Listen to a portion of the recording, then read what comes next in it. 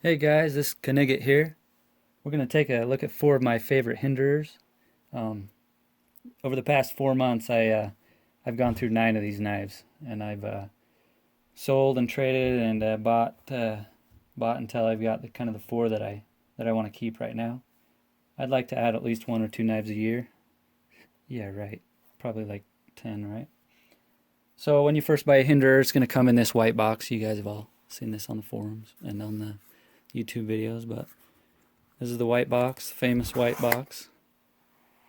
You got your plastic baggie here as well that the knife comes in, and the famous tactical peanuts. You'd better not lose any of those peanuts, guys, because you can't sell your knives without those. And you got to keep your card as well. So that's the box the knife comes in. Pretty exciting to see one of those in the mailbox, though. I mean, it's addicting to get these knives. It's like Christmas every time you get one. So we're going to start out here looking at the no choil M390 Spanto in Battle Black. This is a DLT exclusive. This knife is really smooth, really strong detent, buttery smooth. That Battle Black is just sexy. It's kind of smooth, you know, shiny a little bit in the right light. Love that Spanto tip. Look how thick that is. This is the Moon Glow scale. Love that scale. It's glow in the dark. Sit it on my nightstand, and when I wake up in the middle of the night, I'll glance at it and it'll be glowing brightly. The next one, this is a slicer with the black and blue G10. I gotta get rid of that pivot. I can't stand bronze. It looks green to me because I'm colorblind. Slicer is a really pretty knife. I like the grind on this one. That stonewash is just really smooth and very, very nice. Well done. I like the blue titanium. Slicer grind is really a lot thinner on the tip compared to the Spanto. See that there? This one I can open with the thumb studs, and I really like that. Flips open really easily.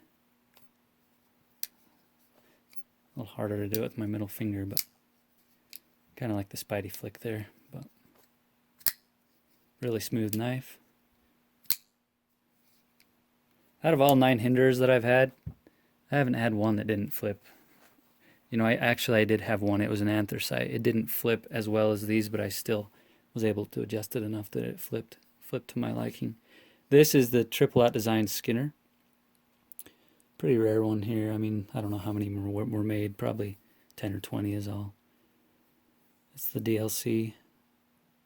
Really pretty. Kind of a dark gray. That Skinner blade profile, just beautiful. This one's really got a nice hard detent, so it just rockets open. The blade on this one's an NP3 coated substance, nickel plated. This one came really sharp. I mean, it's razor sharp.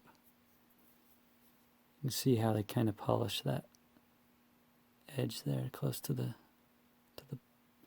whatever you call that, the bevel. This one's really smooth. I took it apart, put a little nano lube in there, so it just drops.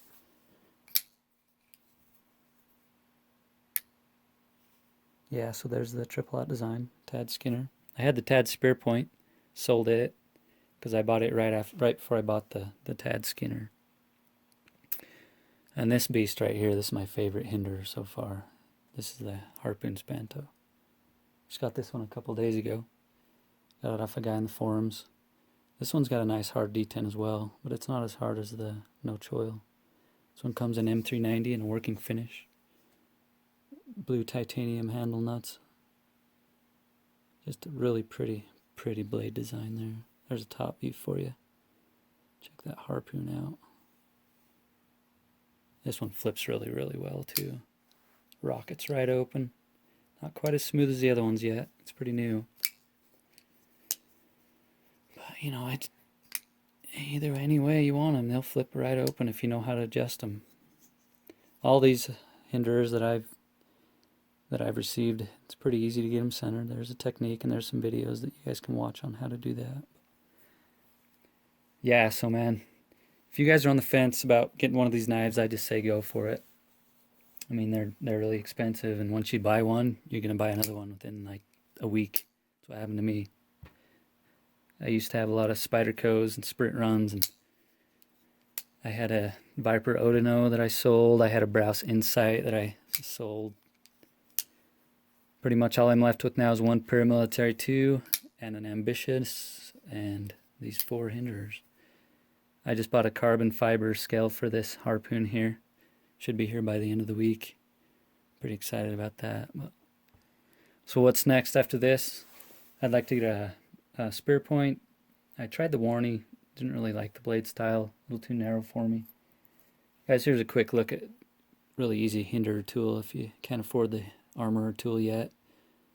Just take a chainsaw file and file that down. Fits perfectly in the little handle pivot nut there. There's a little Allen wrench for your handle screws. Recommend getting some nano oil if you like them run a little bit slicker. And then your blue Loctite. You can put that on the pivot. Once you take these apart and put them back together, that Loctite will wear off. So you kind of need to put some Loctite back on them to get them so the pivot won't come out again. But yeah, guys, these are phenomenal knives. Really pretty, really smooth. Just one more quick look at them. Table here is not very supportive, is it? But yeah, so once you get one of these knives, then you guys know you have to get a wicked edge to sharpen them. You can't sharpen a $400, $500 knife with a Spyderco Sharp Maker. That's one of the rules. Just kidding.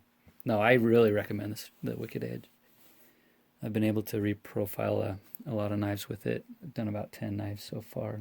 Good for kitchen knives. Good for these Hinderers. I had a tip break off because my wife used it. I got a little bit upset with her. You guys saw that on the forums, but I was able to reprofile the knife pretty easily with that wicked edge. It took about 20 minutes and she was done. Anyways, guys, there's my take on the Hinderer. Really phenomenal knife, really pretty, really smooth. If you guys know how to adjust them, it's not hard. So yeah, thanks for watching, guys. Hope you liked the video.